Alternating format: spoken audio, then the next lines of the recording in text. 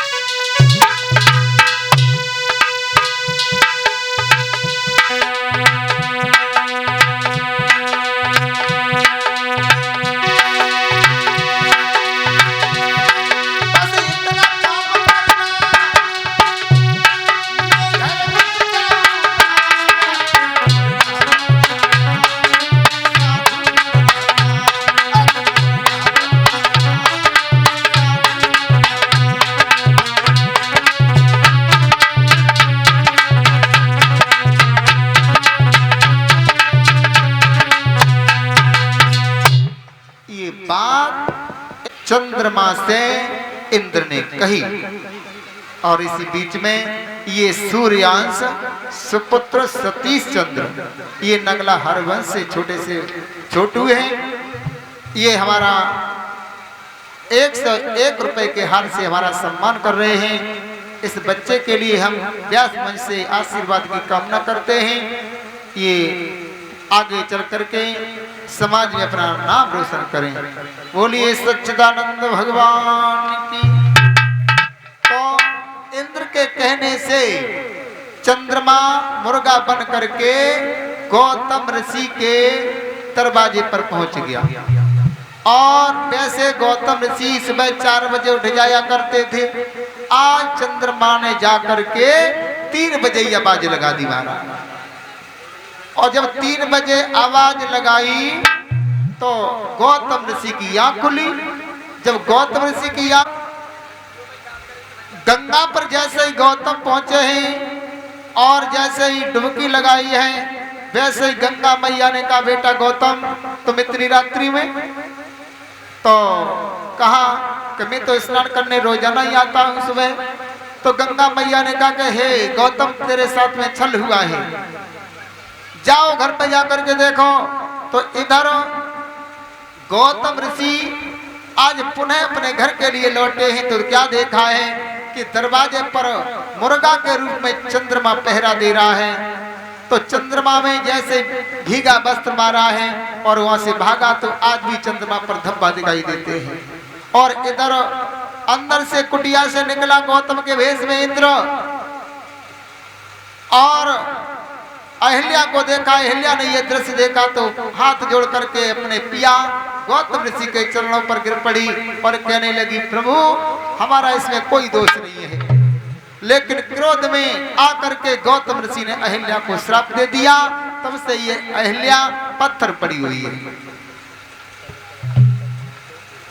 और कलश वाली कन्या जितनी है वो निकल करके बाहर खड़ी है, जाए इधर एक साथ कलिया कलश वाली बहना है। और जिनको घर पे हो ही आ जाओ, आज लॉटरी खुलेगी तुम्हारी। हाँ एक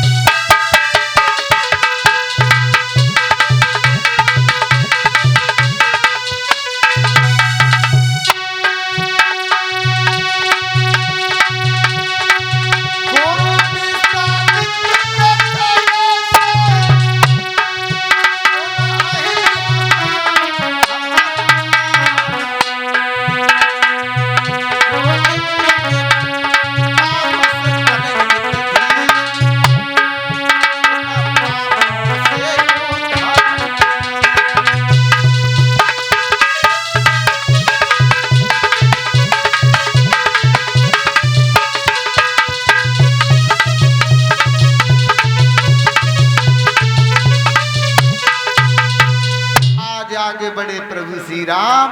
और जैसे चरणों की रज पत्थर की पड़ी हुई अहिल्या पर पड़ी, वैसे ही पत्थर से स्त्री बन गई और हाथ जोड़ करके चरणों में सिर झुका लिया। आज भगवान की जय जयकार करने लगी।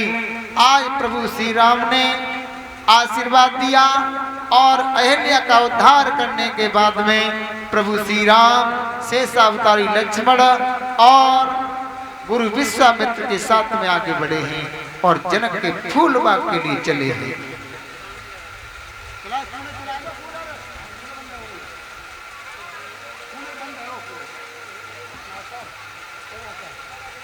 आज कैसे चले हैं प्रभु श्री राम, सभी बोलेंगे।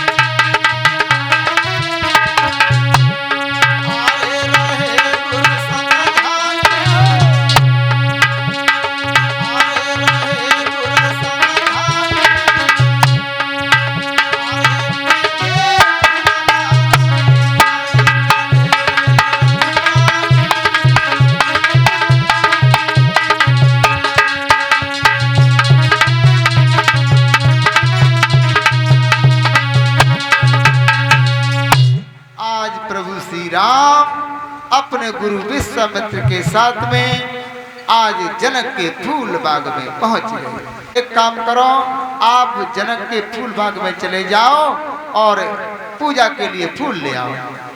तो आज प्रभु श्री राम लक्ष्मण जी को साथ में लेकर के जनक के फूल बाग में फूल लेने के लिए चले हैं।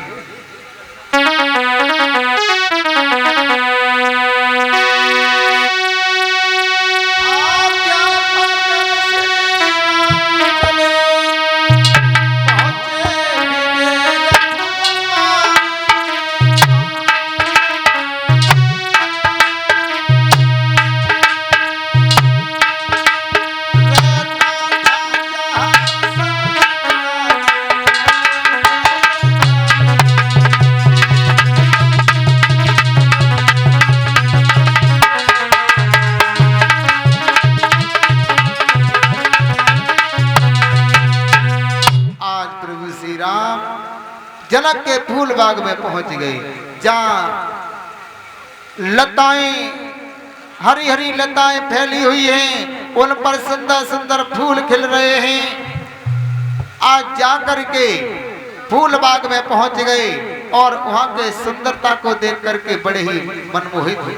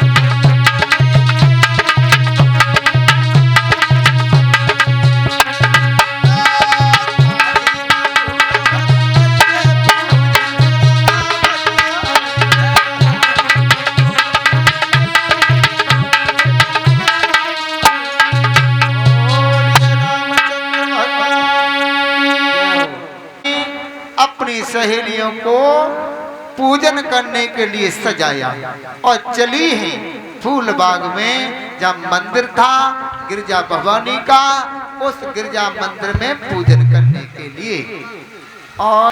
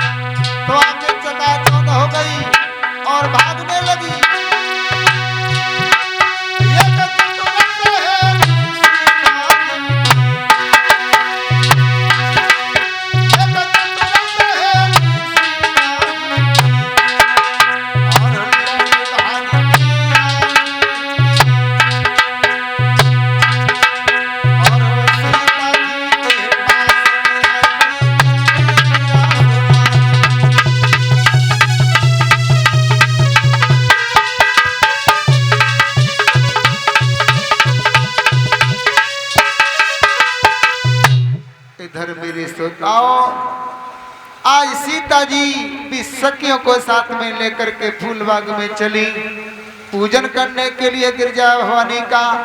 तो एक सखी सीता जी की यज्ञपति महाराज पीछे रह गई और वो रास्ता भूल गई, और रास्ता भूल गई तो उस स्थान पर पहुंची जहां पर प्रभु श्री राम और शेष अवतारी लक्ष्मण बैठे हुए थे। जैसे ही उस सहेली ने, उस लड़की ने राम की सुंदरता को देखा तो लौट पड़ी और भाग करके सीता जी के पास में आ गई और आकर के कहने लगी, और अभी थोड़ा इस बगिया में आ चुके हैं, तो कहने लगी कहाँ है, और बोली है वो सखी,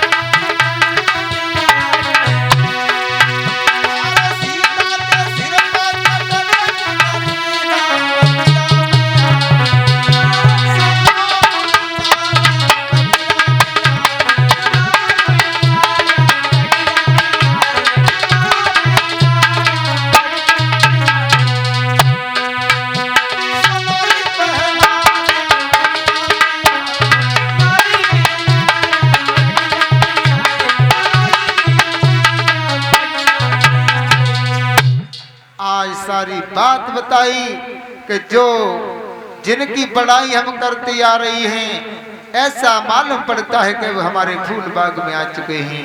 आज अपनी सखी की बात सुन करके सीता जी सहेलियों को साथ में लेकर के आज पहुंची है जहां पर प्रभु श्री राम और शेष अवतारी लक्ष्मण जी बैठे हुए हैं। प्रभु श्री राम की नजर सीता जी पर पड़ी है और सीता जी की नजर प्रभु श्री राम पर पड़ी है। तो आज उनका हाल क्या हुआ तो बताया है।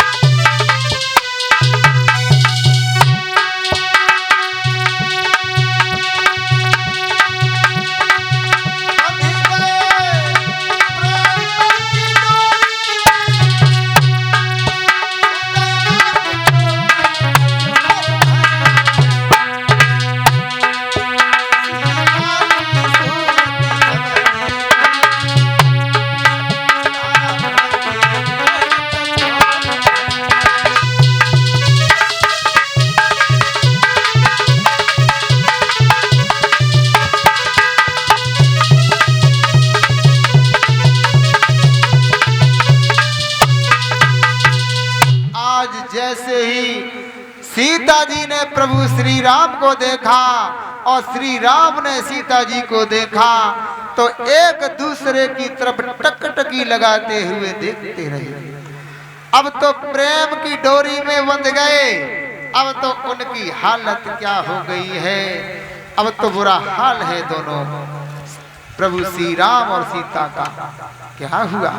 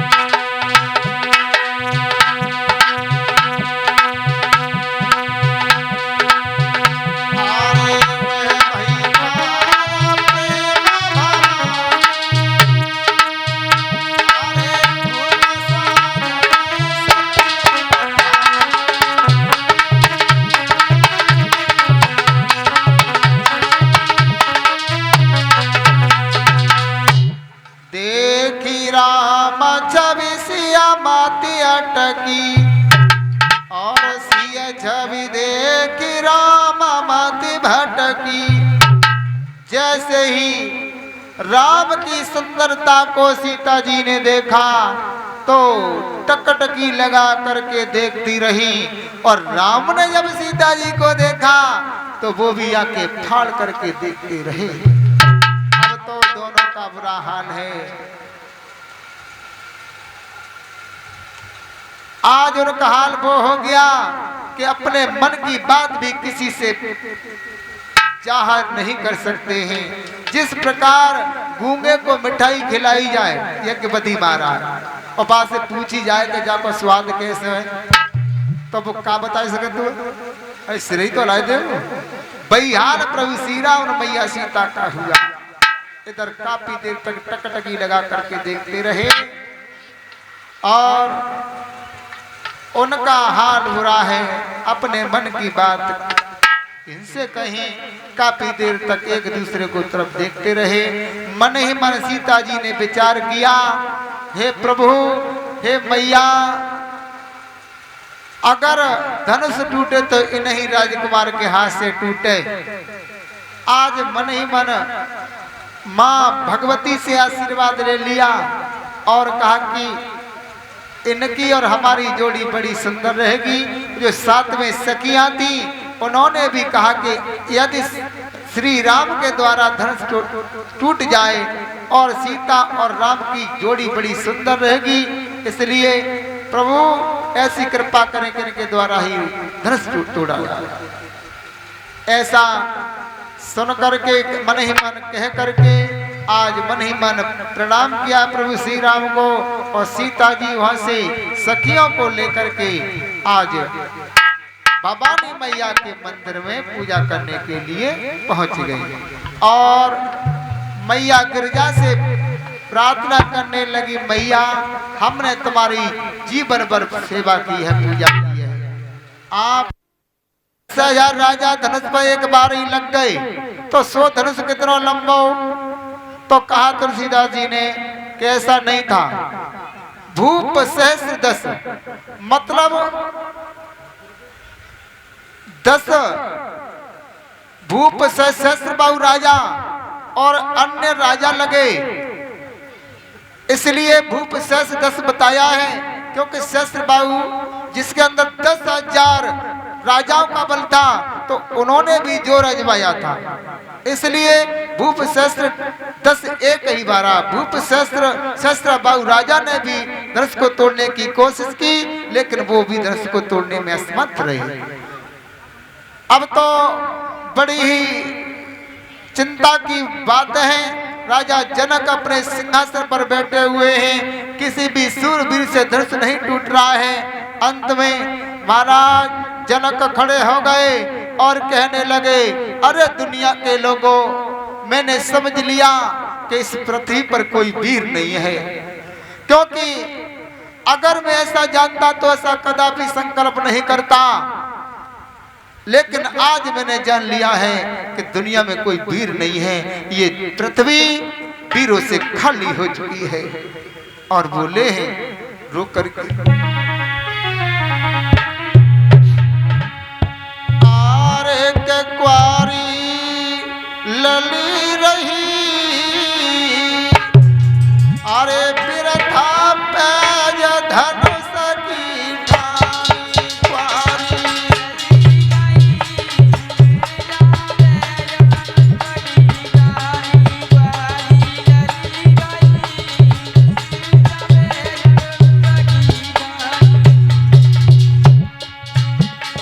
आरे के क्वारी लली रही, अरे बिरथा पैज धनुष की ठानी क्वारी।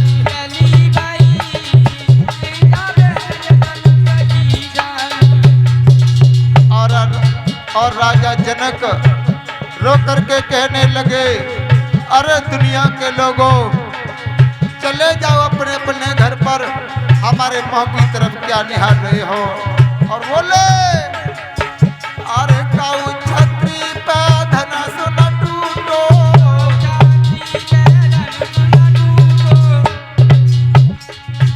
अरे काऊ छत्री पे धनुष न टूटो,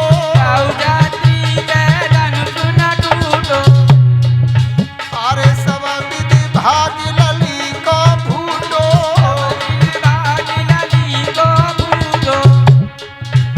के हमारी हंसी भई, के हमारी हंसी भई, के बिरथा पैज धनुष की ठानी।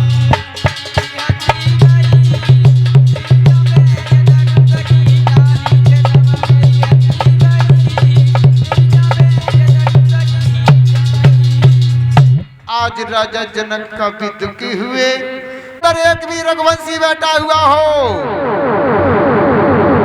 तो ऐसे शब्द शोभा नहीं देते हैं। और बोले हैं महाराज जनक से लक्ष्मण जी,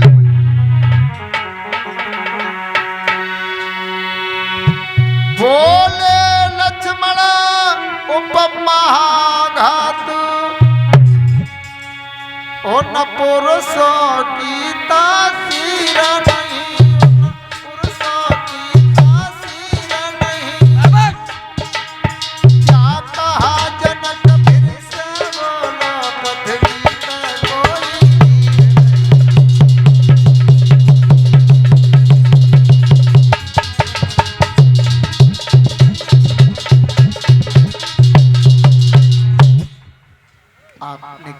आप ये कह रहे हैं पृथ्वी पर कोई वीर नहीं है, जहां पर एक भी रघुवंशी बैठा हुआ हो ऐसा शब्द शोभा नहीं देता है। और बोले,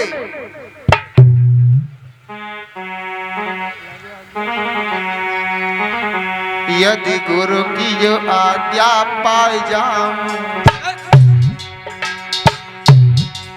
यदि गुरु की जो आज्ञा पाई जाऊं, ब्रह्मांड के अब हिला डाले, और चांद सूरज को निगल जाए, पर यमन को हाथ मिला डाले।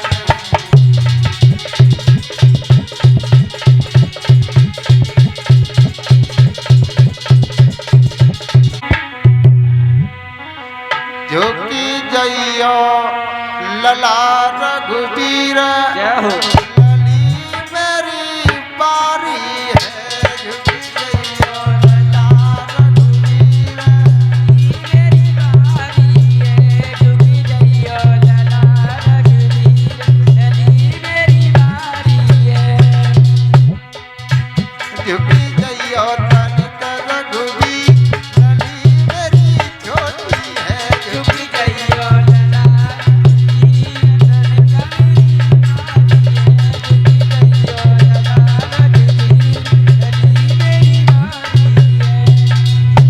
जैसे ही राम झुकने को भय तो लक्ष्मण कहने लगे भैया अगर ससुराल में झुक गए आज भाभी के सामने तब सारी जिंदगी दबे रहोगे झुके रहोगे, इसलिए सीधे खड़े रहो। लक्ष्मण जी ने कहा हाथ चलावे करो तुम कोरे बालू सही गाये आए हो। इधर अब लक्ष्मण जी ने कही तो बेसीना ताने बे काय के लिए झुके रहे बे खड़े है गए। इधर सखियां कहने लगी हे लक्ष्मण तुम्हें कुछ सोचो उपाय जयमाला डलवाओ। तो लक्ष्मण जी कहने लगे सहेलियों से कि देखो भैया ने धनुष टूट दो हमने अभी भैया के पैर ना छुए तो हम आशीर्वाद लेने के लिए भैया के पैर छूने के लिए झुकेंगे और भैया झुक करके आशीर्वाद देंगे उतनी देर में तुम जयमाला डाल देना ना रह गई तो फिर रह ही जाओगे फिर न पड़ पाए रही। आज ऐसा ही हुआ लक्ष्मण जी आगे बढ़े और राम के पैर छूने के लिए नीचे झुके और राम ने झुक करके आशीर्वाद दिया। उतनी देर में सीता जी ने वरमाला राम के गले में डाल दी। बोलिए सियावर रामचंद्र की। अब तुम डालते हो तुमका घरे ले जाओगे। आज धूमधाम से जयमाला की रस्म पूरी हुई। अब बैठ जाओ और लियो कन्या दान सीता की है रई सगाई। लियो कन्या दान सीता की है रई सगाई। लियो कन्या दान सीता की है रई सगाई। ले लियो कन्या दान सीता की है रई सगाई। ले लियो कन्या दान सीता की है रई सगाई।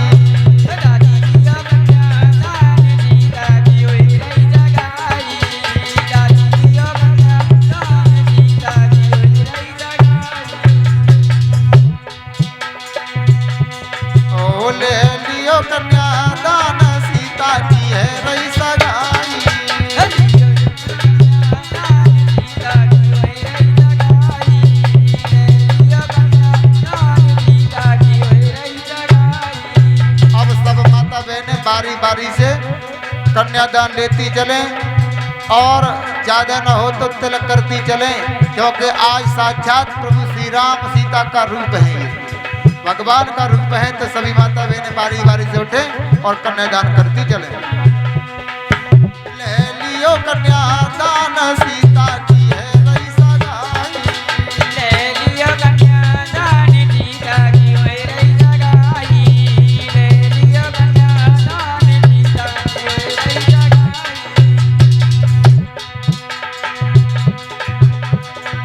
एक साइड में खड़े जा पंडित जी, एक साइड में खड़े जा।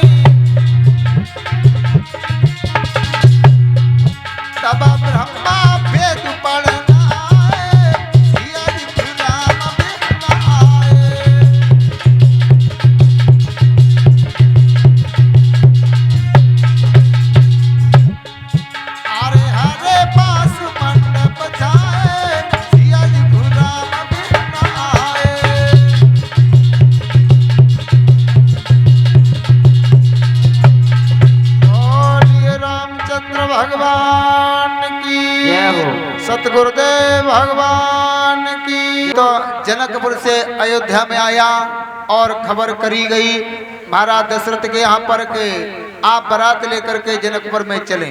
तो पंचमी को बारात सजी, कार्तिक का महीना था, कृष्ण पक्ष की 13 को बारात जनकपुरी में आई और 39 दिन तक श्री राम की बारात रुकी जनकपुर में। अगहन के शुक्ल पक्ष को श्री राम का विवाह हुआ और सात चारों भाइयों का भी विवाह हुआ। इधर भरत का विवाह मांडवी के साथ में और लक्ष्मण का विवाह उर्मिला के साथ में और शत्रुघ्न का विवाह श्रुतकीर्ति के साथ में हुआ। और विवाह के बाद 35 दिन तक बारात फिर जनकपुर में रुकी। उसके बाद उतरतपूस दशमी को बारात की विदा हुई। 7 दिन रास्ता में लगे। उसके बाद लगत माह की तीज को बारात अवधपुरी में आई। अब तो जब 4 बहुएं महाराज दशरथ के महल में आ गई तो महाराज दशरथ ने अपनी तीनों रानियों को बुलाया और समझाया कि अभी तक तुम अपने महलों में महारानी थी, लेकिन अब आपके यहाँ पर 4 बहुएं आ चुकी हैं। अब इनकी रक्षा करना तुम्हारा धर्म बनता है, क्योंकि बताया भी है बधूल रकनी पर घर आई, राखों ने न पलक की नाही। सास को बहू की रक्षा उस तरीके से करनी चाहिए जैसे कि आपकी रक्षा पलक करता है।